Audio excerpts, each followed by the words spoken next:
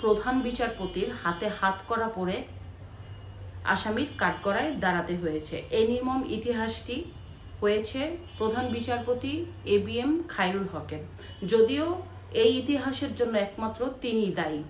ইতিমধ্যে আপনারা সবাই জেনে গেছেন যে ABM খায়রুল হক গ্রেফতার হয়েছেন। তিনি ছিলেন বাংলাদেশের 19তম প্রধান বিচারপতি।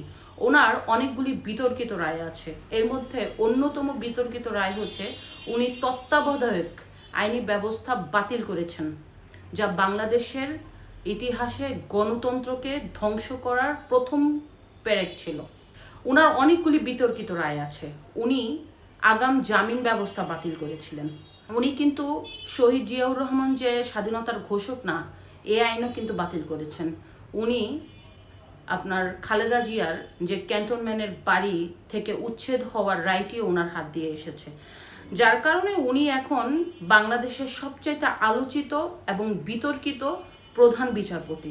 ওনার অবশ্যই কঠিন শাস্তি পাওয়া উচিত, যাতে ওনাকে দেখে অন্য কোনো বিচারপতি যাতে দুঃসাহস না করে পুনরায় বাংলাদেশের এরকম কোনো আইন প্রতিষ্ঠা না করে, যাতে ওনাকেও আইনের কাঠগড়ায় দাঁড় করাতে হয়। বাংলাদেশে এখন যেই ধরনের পরিবেশ সৃষ্টি হয়েছে যে যার সরকার তার আইন, যার সরকার তার বিচার ব্যবস্থা, যার সরকার তার প্রশাসন, যার সরকার তার সব কিছু।